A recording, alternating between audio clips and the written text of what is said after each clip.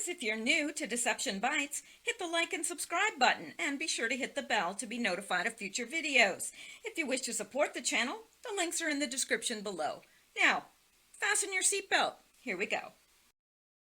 Okay guys, I'm back and it is Monday, September 30th and it is 11:03 p.m. Eastern Time. I do apologize. I'm getting a very late start. It was not my intention, but there was some extenuating circumstances tonight that put me way behind. So I apologize for that, and I apologize in advance for my cats who are on a rampage.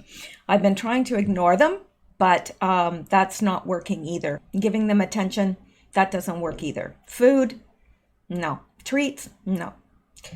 I don't know. Maybe it's a full moon. I don't know. Anyway, let's get into the news. Alrighty. And let's start. Well, not there. Didn't mean to go there. I don't even know why I have that pinned there. Here. This is where we're going to start. And it is a tweet by Donald Trump, as you can see. And it says, big news at Hyundai, Kia, and Aptiv on a $4 billion joint venture to develop autonomous driving technologies in the USA. That's a lot of money and jobs. Great jobs coming back to America. And they have been coming back. You know, Obama said, well, what's he got, some sort of a magic wand or something? Well, he must have, because the jobs are coming. People no longer have problems getting employment. Now, some of those may not be jobs that people want. They may be working at low-paid jobs, but they're not all low-paid jobs that are coming back. So there's a mixture, and it's good news. All right, then we're going to go down to this person who is Unseen One and said, LOL, Rush just basically agreed with me that Trump, by releasing the transcript of the call, caught the Dems flat-footed. It was something the Dems never thought he would do. Presidents don't do that. They protect that type of data. Now the Dems' cover-up attack is screwed too. Yeah. And I love that. I love that Trump just keeps them guessing.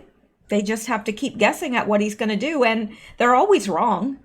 Well, apparently. Otherwise, they wouldn't, be foiled so many times. But they're going to try it, and don't despair and think, oh, they're gonna impeach Trump. No, they're not. They're not. Now, I don't have any doubt it will pass Congress, and then it'll go to the Senate. Well, the Senate can have their own inquiry. They can have their own investigation. So that is where all of this evidence will come into play, and they can call witnesses, whatever witnesses they want to call, just like the Dems can. So actually, this is working in Trump's favor because this is a way to get it out to the public. Do I think he's going to be impeached? I think that the Congress will recommend impeachment. Yes, but will he actually be impeached? No. It will never get a 2/3 vote in the Senate. It's not going to happen. It won't. They can recommend impeachment all day long, every day, but it's not going to happen. So, and they know that. They know that. But they just try to obstruct any way they can. They want to throw him off his feet, off his balance. They want to make the country think that he's not a legitimate president. But it hasn't worked so far, and they've thrown their whole bag of tricks at him, and nothing has stuck so far. All right, this by John Ratcliffe. He says, after this transcript showed nothing improper, President Zelensky said publicly there was nothing improper. Now Democrats want an investigation because a whistleblower with no firsthand knowledge knows better than Zelensky does about what he really meant to say. Absurd. It is. This whole thing is absolutely ludicrous. And I don't know what they count on. I don't know how the Democrats think. I quite frankly, don't want to know because it scares me. I think if you could unscrew some of their heads and take a look inside, it would scare you to death. Anyway, yeah, the transcript showed nothing improper. President Zelensky's already said there was nothing improper, but that's fine. The Democrats say, yeah, but we would rather believe this whistleblower, who doesn't have firsthand knowledge, but we'd rather take their word for it. Because, I think this whistleblower knows better than Trump and Zelensky about what really went on in the call. The transcript has been released. They don't care. They don't care. Well, just like Adam Schiff gets up there and I'm thinking, my gosh, did this guy read the same thing I read? Because it's not even close. He says, oh, well, it's the essence. No, it isn't. No. That's like saying you're having, let's say you're having some zucchini and you bite into it and you go, that tastes like the essence of orange. Everybody would look at you like you were a lunatic. It doesn't have the essence of orange because it's zucchini. And neither did his speech have the essence of what Trump said. Not at all. It was a whole other animal. He just made it up. He was approached in an airport too. I saw that. And someone said, so why did you lie to Congress? And he's going, I don't think I want to talk to you. Or something like that. And he just keeps walking. And then apparently when the camera was off, he said some choice words to whoever was trying to get him on tape. And I'll have you know, he was carrying a drink with him with a big old plastic straw. Yeah, weren't they outlawed in California? They were going to save the planet by taking away the plastic straws and making them paper. Just saying. They're hypocrites. All right, let's go on now. Let's look at this, shall we? Of course we shall. Come on. All right, Representative Adam Schiff, Trump whistleblower, agrees to testify before Congress. So what will next week's headlines be? Whistleblower disappears. What do you bet? What do you bet? Or whistleblower suicides himself. 3 gunshots in the back of the head. It was clearly suicide. I'm just saying. I'm just wondering what's going to be next. Because they're not going to have this whistleblower testify before Congress. You know that, right? Why would they? To make a fool out of him or her? Or it? I'm just saying, I just don't believe that's going to happen. Now, next Monday or whenever, the headlines, there's going to be different headlines, but my guess is it'll either be whistleblower disappears or whistleblower found dead. No. Yeah, of course it will be suicide or, some robbery that nothing's taken, but they kill him. I don't know. I don't wish that on anybody. So don't mishear what I'm saying. Hear what I'm saying, not what you think I'm saying. Because some people run with it and think, is she like, no, I'm not. I don't want anybody, unless they are convicted in a court of law and sentenced to death, I would never wish that on anybody.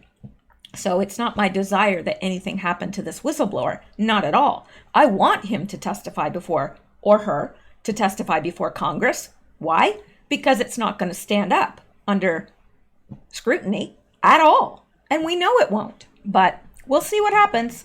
Anyway, Adam Schiff, and you can take that to the bank. No, you couldn't take that to the bank because it would be a bad check. But the other thing I wanted to point out here is look at how perfectly round this guy's head is. I never noticed that. Like it could be like a basketball or a volleyball or like an ugly basketball, but I'm just saying it could be because I've never seen such a round head in my entire life. And he does have a pencil neck, so he probably looks a little bit like a Q-tip. when he walks? I don't know. But honestly, I've never seen such a round head in my entire life. And I've never noticed that before. But I guess with it on its side, it looks perfectly round to me. And I'm just wondering, basketball. Okay. All right. I'll get to the news. I will. I always do. Sooner or later. September 29th. That was yesterday. I know, I'm so sharp. House Intelligence Committee Chairman Adam Schiff said Sunday that the whistleblower who filed a complaint about a call between President Donald Trump and Ukrainian President Volodymyr Zelensky has agreed to testify before a congressional committee. Sure they have. Sure they have. I believe it. All right. That whistleblower will be allowed to come in without White House or DOJ lawyers to tell him or her what they can or can't say, Schiff said, comparing the situation to Acting Director of National Intelligence Joseph Maguire's testimony on the issue Thursday. We are taking all the precautions we can to protect the whistleblower's identity. How is him testifying to Congress, how's that going to protect his identity? I don't know. He added the testimony will take place as soon as the Director of National Intelligence can complete the security clearance process. Schiff also mentioned the potential for security risks after Trump condemned the whistleblower at a private event in which he described the person who informed the whistleblower of the call as similar to a spy in audio released by the Los Angeles Times. Okay, right here, this tells me that they're trying to set Trump up. Because Schiff is saying, well, there's the potential for security risks. Why? Why are there security risks? Oh, because Trump condemned the whistleblower and described him as a spy. Yeah, so if anything happens to the whistleblower, guess who they're going to blame? That's right. Yep, you can take that to the bank. All right, so... yeah, so anyway, we are taking all the precautions and so there's the chance, there's the potential for security risks because of Trump, right?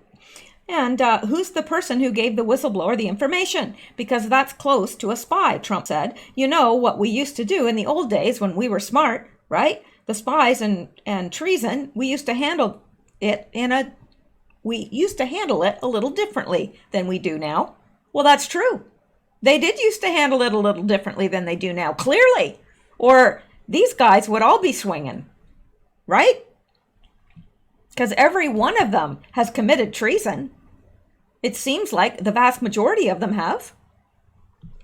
So anyway, Trump's personal attorney, Rudy Giuliani, called for Schiff to be removed, saying he would not cooperate with the House Intelligence Committee under his leadership unless directed by Trump to do so.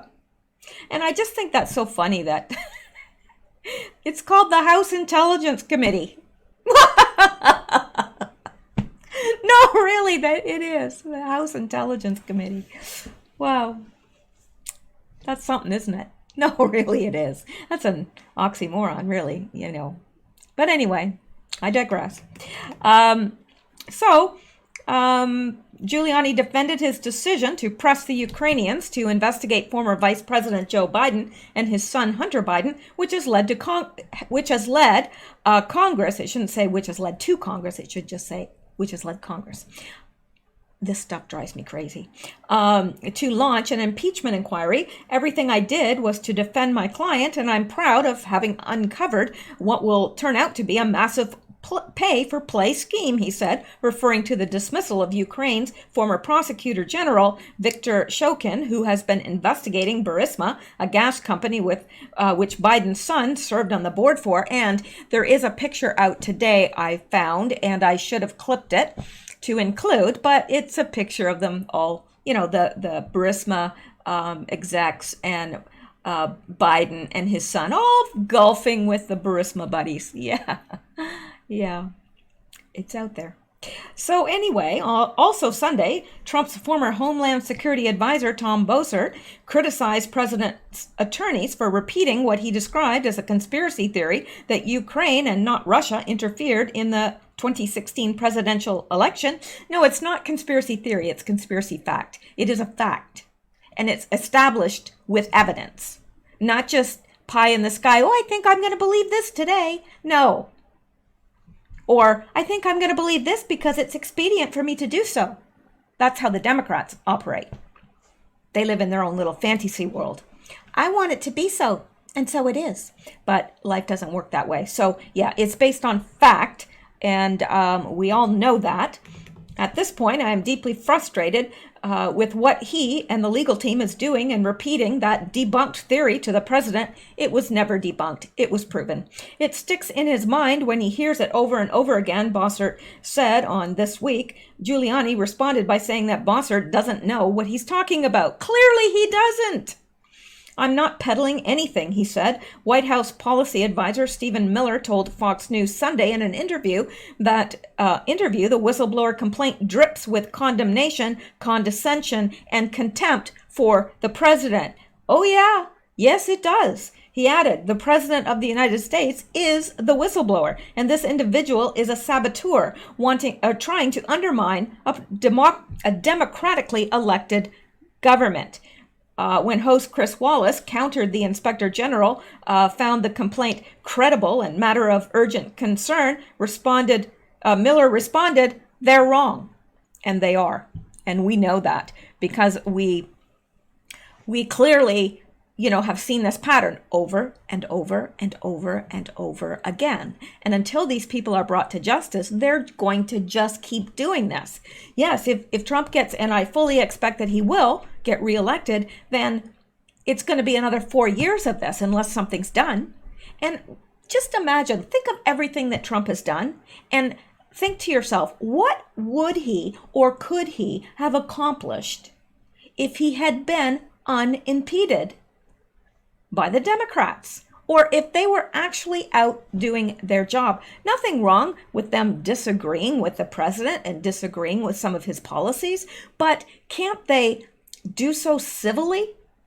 You've got Rashida Tlaib now. Her slogan for her re-election campaign is impeach the MFer.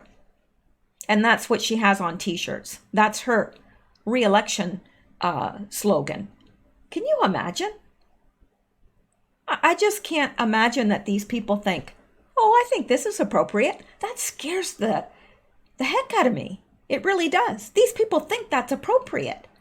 So, I mean, I don't know. I'm glad I'm not in their districts. I really am. That would scare me more. But I don't think they even care about the people in the district anyway. I don't even think they're working for them. I don't think they're working for anybody but themselves. That's clear to me. All right, let's go on, and I'll stop pontificating. All right. Let's look at this. Yeah, this right here. All right, developing. Author Peter Schweizer, we are releasing documents today related to Hunter Biden's $1.5 billion China scandal. Oh, it's a good day for some things, isn't it? It was a very bad day for me, just a really bad day for me. But this makes it just a little better.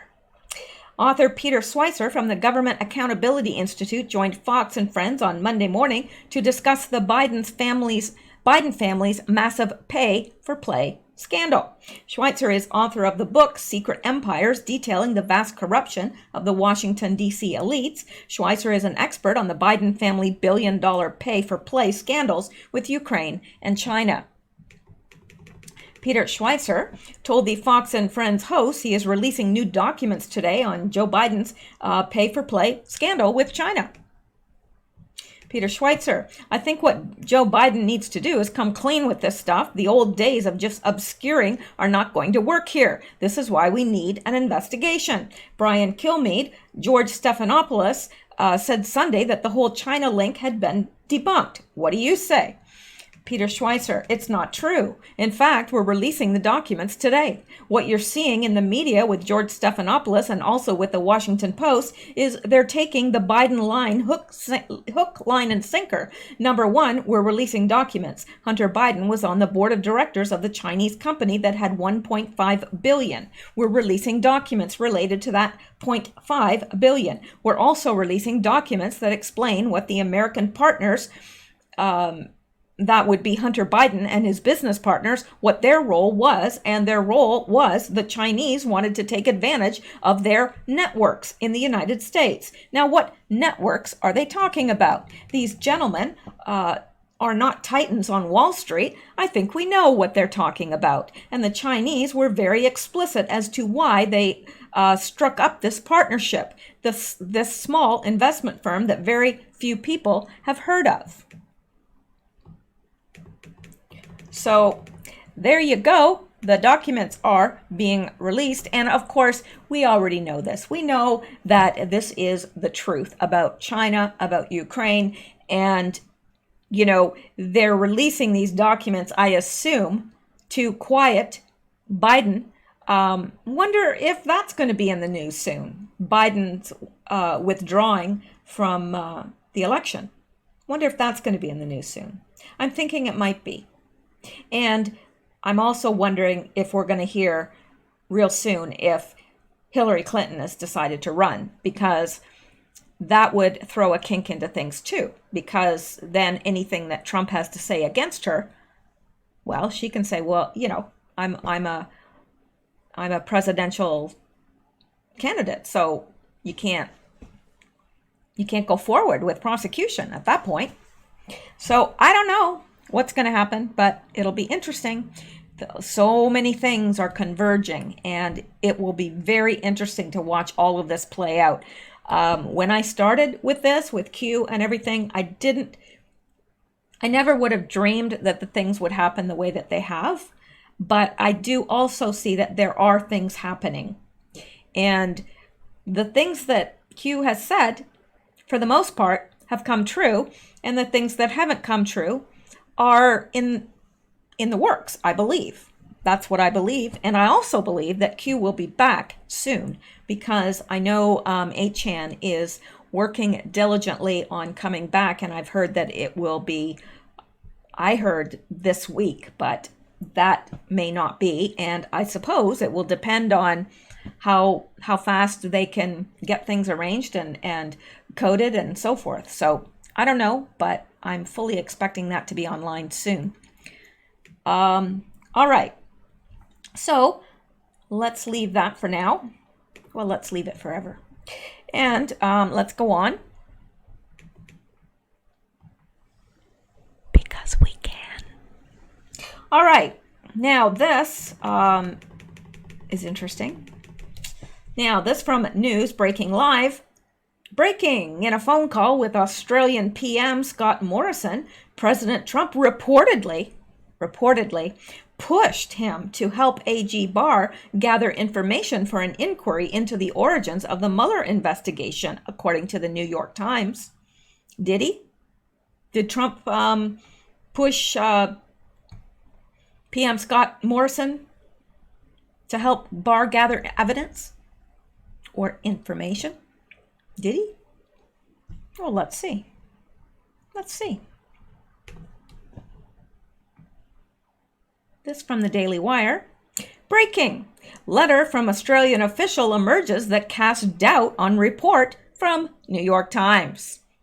Yep, I'm going to show you both sides here. That's what they claim, but I believe this. I choose to believe this because it sounds a little bit more in line with who Trump is and what he represents.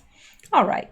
A letter emerged late on Monday from the Australian government that directly disputed the accuracy of a New York Times report that claimed that President Donald Trump pushed Australia to help Attorney General William Barr investigate the origins of Special Counsel Robert Mueller's Russia investigation in an attempt to discredit the investigation in what the Times claimed was an example of Trump using high-level diplomacy to advance his personal political interests. Well, Trump has done no such thing, and we know that. Yeah, it's like the pot calling the kettle black, isn't it? Because, you know, that's all the Democrats do is play politics and use diplomacy or other means to advance their political interests.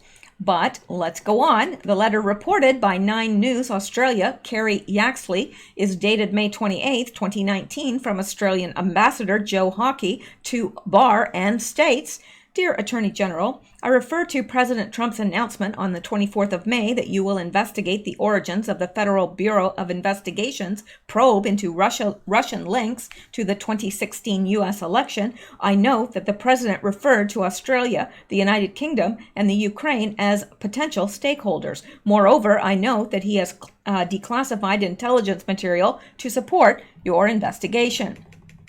The Australian government will use its best endeavours to support your efforts in this matter, while Australia's former High Commissioner to the United Kingdom, the Honourable Alexander Downey, is no longer employed by the government. We stand ready to provide you with all the relevant information to support your inquiries. The acting White House Chief of Staff, the Honourable Michael Mulvaney, has been copied on this letter. Yours sincerely, the Honorable Joe Hockey." The development comes after the New York Times tried to suggest that it was a scandal for Trump to ask for Australia to cooperate with an ongoing Department of Justice into the origins of the Russia investigation. Shortly after the Times report was published, a source at the DOJ pushed back on it, telling Fox News, "The countries have been helpful. There was no pressing required." It's pretty clear from the letter. There's no pressing there. They just offered to cooperate. We'll help you in any way you need. Well, isn't that what allies do? I'm just saying. You generally don't have to shake down your allies. They're generally on your side and want to help.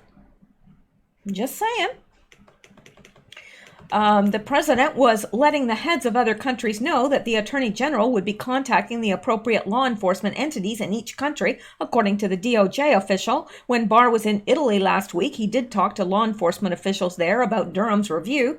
Fox News was told. The network added, the DOJ official also stressed that this has been a routine procedure in diplomacy and that Barr would not usually reach out to his direct counterpart in another country unilaterally. Instead, usually there would be an introduction of sorts made at the head of state level.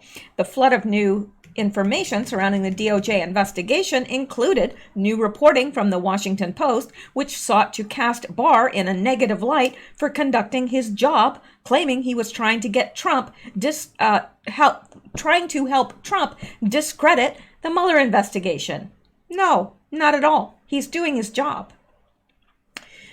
Barr's personal involvement is likely to stoke further criticism from Democrats pursuing impeachment that he is helping the Trump administration use executive branch powers to augment investigations aimed primarily at the president's adversaries, the Post reported. But the high-level Justice Department focus on intelligence operatives' conduct will likely cheer Trump and other conservatives for whom investigate the investigators has become a rallying cry.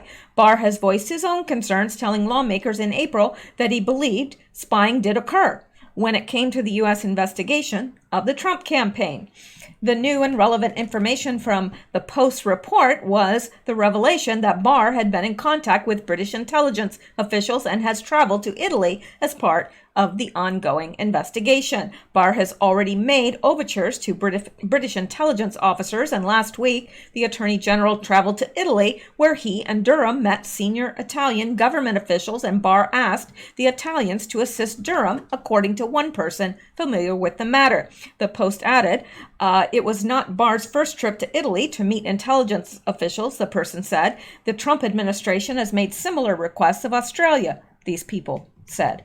In May, Trump set a bar, and I hope he looks at the UK, and I hope he looks at Australia, and I hope he looks at Ukraine. I hope he looks at everything, because there was a hoax that was perpetrated on our country. The DOJ responded to recent news reports with the following. A Department of Justice team led by U.S. Attorney John Durham is separately exploring the extent to which a number of countries, including Ukraine, played a role in the counterintelligence investigation directed at the Trump campaign during the 2016 election. While the Attorney General has yet to contact Ukraine in connection with the investigation, certain Ukrainians who are not members of the government have volunteered information to Mr. Durham, which he is evaluating.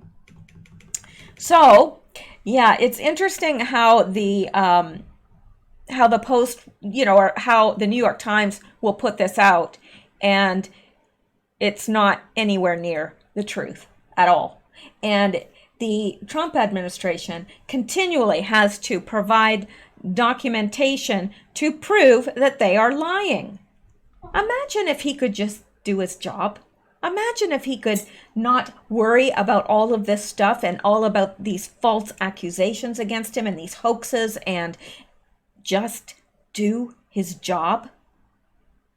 It would be amazing. And the Democrats, are wasting taxpayer money doing nothing. It irritates me. It really does, because there are so many needs in our country. I mean, you've got vets that are living on the streets, homeless. You've got American citizens, legal American citizens on the streets. Oh yeah, a lot of them, the new homeless is what I call them. A lot of them have jobs. They have jobs. They just can't afford rent anywhere. And it's getting that way around here, which is surprising, because in the Walmart in Belleville, there's a homeless camp back there now. I don't know what they're going to do come winter. I really don't. And I worry about that, because we don't have a homeless shelter anywhere close to here. We need one, and they said they were building it, but they said that 2 years ago. It's still there, and it's still vacant. So I don't know, but there's real problems that the country has, and instead of working on the guys in California, they have enough work to do, because their districts are swill pails. And I feel sorry, because you know what, and I've said this before, we have listeners from California. They're perfectly reasonable people, and not everybody agrees with what is happening in California. And these people are at their wits' end. What are we going to do? Because their voices get lost in this, swirl of craziness. So I really do feel bad. And I know people just say, well, they should move. No, it's not that easy. And I know, because I've been in that situation. I've been in a situation where my life was actually in danger, and I couldn't just pick up and move. You got a job there. You've got, well, in that case, I was renting, but I had signed a lease. I can't just pick up and move. I didn't have the money to do that. And there's a lot of people in the same boat. So we can't condemn them for that. But we can pray for California and pray that these people are weeded out, and that people are elected that really do want to work for the American people. All right, let's go back here. All right, let's come down here. No, really, let's. Okay, now let's look at this. No, really, let's. All right.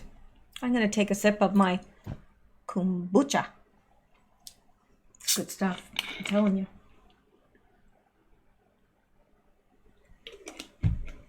It's much healthier to drink than Diet Coke. All right. Deep state panic. AG Bill Barr met with British and Italian intel officials on Obama. AG Bill Barr met with British and Italian intel officials on Obama officials spying on Trump campaign. Not the most the smoothest title I've ever seen, but I think we get the gist. Former Trump campaign advisor George Papadopoulos, that's right, I said Papadopoulos, tweeted out on Friday night that Attorney General Bill Barr is currently on official business in Italy. As was previously reported, there are suggestions that Italian officials were working with the U.S. deep state in 2016 to set up Trump campaign officials.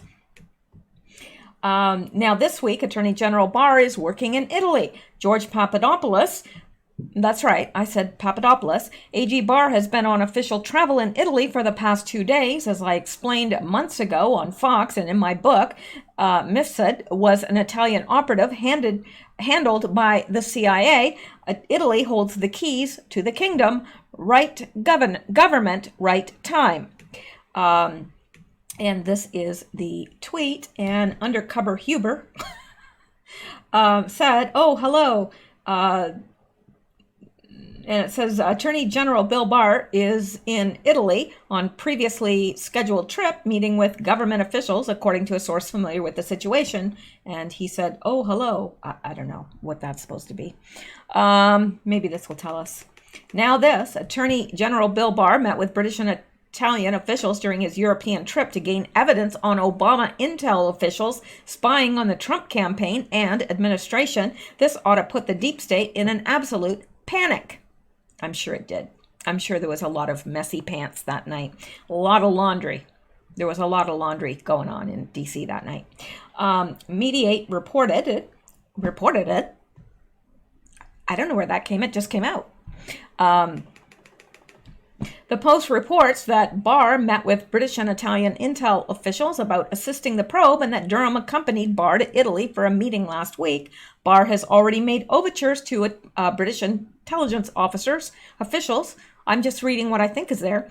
And last week, the Attorney General traveled to Italy, where he and Durham met senior Italian government officials, and Barr asked the Italians to assist Durham, according to one person familiar with the matter. It was not Barr's first trip to Italy to meet intelligence officials, the person said. The sources who spoke to the Post also said that Trump administration has made similar requests of Australia following the reporting in the New York Times that Trump pushed the Australian Prime Minister during a call to help Barr gather info. Now, this is similar to what we've heard before, but the twist on this is that they're adding the whole Obama intel thing. So, I don't know, but I think all of this is going to come out. And some interesting information on Obama as well. There is a woman, I think her name is Mia Pope, and I saw an interview with her, which was absolutely riveting. And I am trying to get in touch with her desperately because I would love to have her call in on this show and us, talk to her about this. But she was in school with Barack Obama when he was in Hawaii, and he went by the name then of Barry Soetoro, and she had some very interesting things to say about him, and things that we already know about his lifestyle and his preferences and his drug use, which we already know about because we know about the whole Larry Sinclair thing. And if you don't know who that is, you should look it up because it's fascinating. And I do believe that he was murdered. So anyway, I am trying on that, but I haven't had any luck with getting in touch with her. I've tried to get in touch with the people that interviewed her. Well, that's not so easy either. So I am still trying. If anybody knows what I'm talking about, who I'm talking about, and knows how to get in touch with her, could you please let me know? All right. Now, that's it for that. Yep. So let's go over here and see what else. I don't remember what this is, but it must be something good. Oh, yes, it is.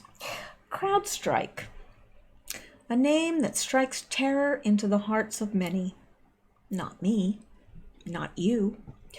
Why was CrowdStrike paid $100,000? Now, we've visited this before, but I realize I've picked up a whole slew of new listeners since then, and some of you may not remember. This was way back when Q was just getting started.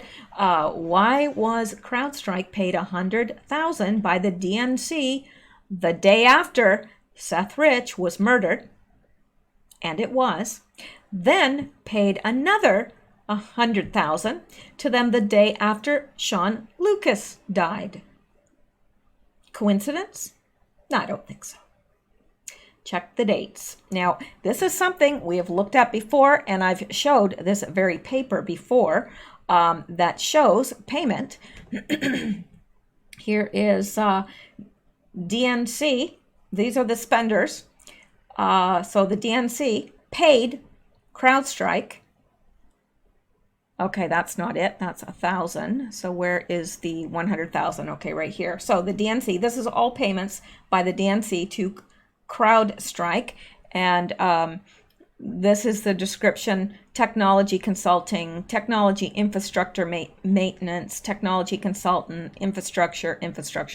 And here we have the date and the amount dispersed. Well, it's these two that we're interested in. DNC paid CrowdStrike on 7/11/2016 $98,849.84. That's a lot of maintenance, isn't it? $100,000 worth of maintenance? I'm just saying, it's a lot of maintenance. And then we have another one. DNC paid CrowdStrike for technology infrastructure. Wow, it's like, not that many days later, well, much less than a month, a couple weeks later, on August 3rd, 2016, they pay $113,645.77. Boy, they really needed a lot of infrastructure maintained, didn't they? Yeah. Well, I think that they were paying CrowdStrike for a hit, personally, or for something. They were obviously, maybe not for a hit, but maybe, I don't know. I don't know exactly what went down there, but it's awfully coincidental because they were paid by the DNC the day after Seth Rich was murdered. Then another 113,000 actually the day after Sean Lucas died. A little odd, if you ask me. So, and let's come down here to see if anybody else has anything. What is CrowdStrike? Hired by DNC, has ties to Hillary Clinton, a Ukrainian billionaire, and Google. So that right there tells you everything you need to know about CrowdStrike, doesn't it?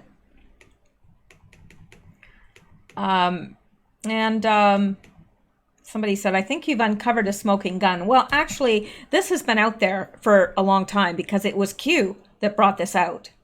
That's who brought this out. But this person has brought it up again, and I'm glad because there's a lot of stuff, and somebody had made the suggestion that we should go back and look at some of these things that Q said, because now with all the water under the bridge, a lot of this probably makes sense to us. So it's not a bad idea at all.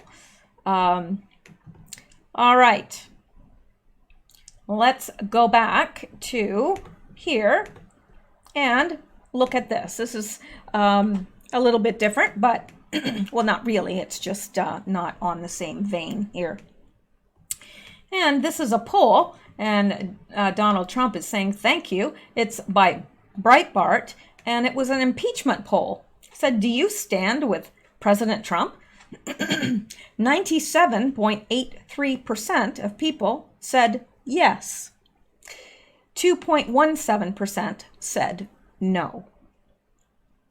So if that is any indication, I don't think we have to worry. I think that people are still for President Trump, despite all this negative publicity in the mainstream media and by the Democrats. It's not sticking very well. And I think The more they try, the more people wise up to the mainstream media and to the ploy of the Democrats. And people are leaving in droves, the Democratic Party, that have been there forever, but they're like, this isn't the Democratic Party I remember. These aren't the Democrats I remember. And they're not. They're being taken over by socialists, really. That's where they all seem to be traveling. All right. Now, I'm going to just click on, because we have a little bit more time. Excuse me.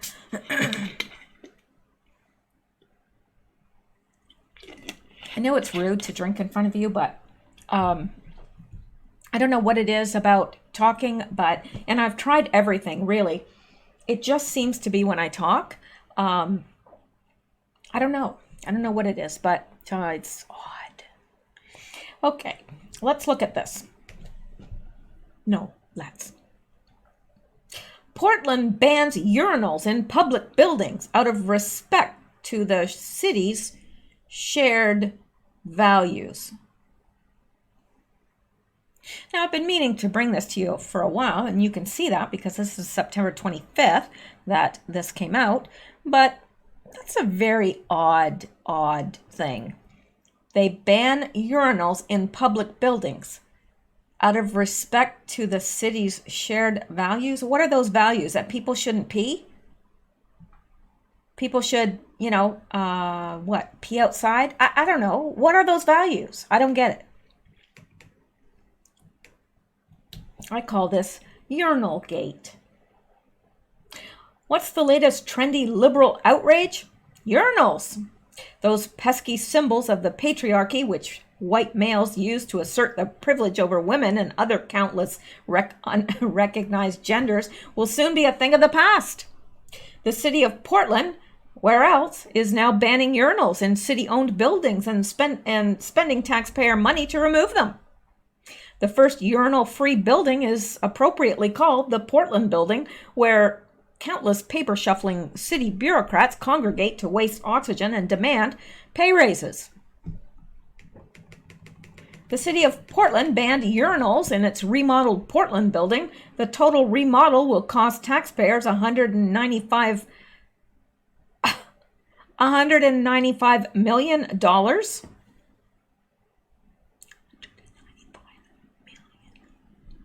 A spokeswoman said she did not have a breakout on how much the bathroom work would cost. Are these people? Do we share oxygen with these people? She also said no one from the city was available to talk about banning the urinals. Well, no doubt. I wouldn't, if I worked for the city, I wouldn't want to be interviewed about that. How can you defend such idiocracy? In an email to employees last February, Chief Administrative Officer Tom Reinhart wrote, "We will continue to have gender-specific male and female multi-stall restrooms that are readily available to any employee that prefers to use one, but there will be no urinals in any restrooms in the building. This will give us the flexibility we need for any future changes in signage."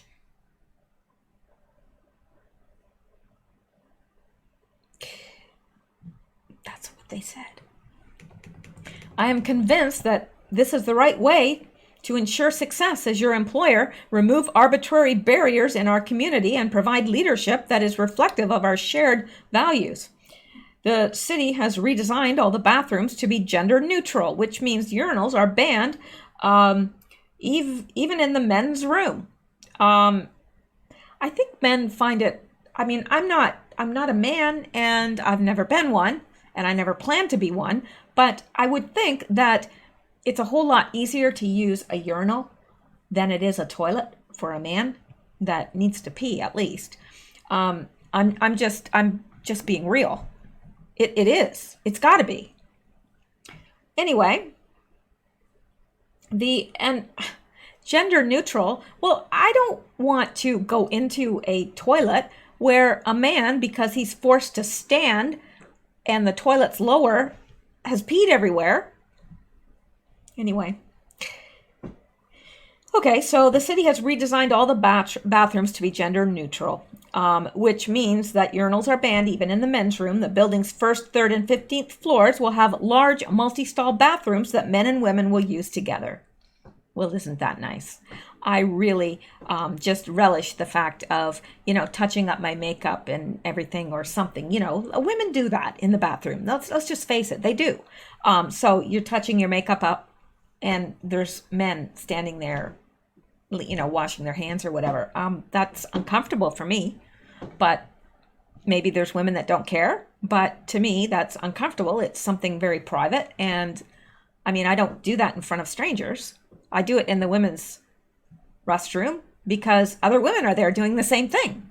But anyway, so other floors will have separate men's and women's bathrooms, but every floor will have at least one any gender bathroom. Overall, there will be 42 all-user stalls, as the city calls them, and 104 gender-specific stalls. Gender and bathroom use has been a big deal when it comes to those who are transgender or gender fluid, but the city made no mention of that in an email to employees. Yeah, so the story was first broken by conservative talk show host Lars Larson. And this is Lars Larson saying, Ted Wheeler's urinal ban. I get lots of tips on stories and I appreciate every one. This week, a retired city employee emailed me to tell me that the remodeled Portland building, the city's big office building, won't have any urinals. I could have asked the mayor or city commissioners, but they don't return calls. So I took the direct approach and called the architects hired by the city to design the rebuild of the badly built Portland building. They told me yes. So, meaning that was true. So, and it says, oh, Portland, never stop being you. Well, I would say, yes, Portland, yes, please stop being you. Just saying. All right. Now, we're getting close to the end here, just because we are running out of time. Not in the proverbial sense of, but it's getting later is what I'm saying. And you know what? All right, let's just look at this, just because it's pertinent.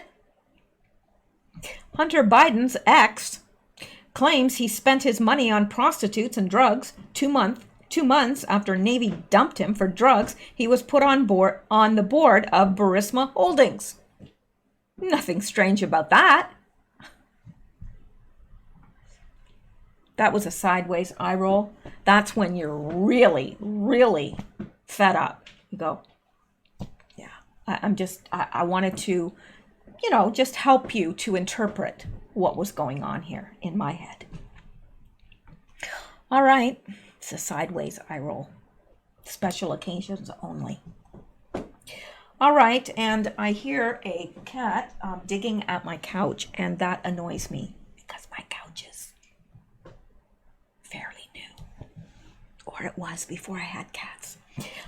These cats. All right, so let's look at this. The Wall Street Journal reported in October of 2014 that the vice president's son, Hunter Biden, was released from the Navy for cocaine use. There was no stopping the Bidens, however. A couple months later, young Biden was on the board of the largest gas and oil company in the Ukraine, making $50,000 a month, an exorbitant amount for a board member at any company, according to Business Insider.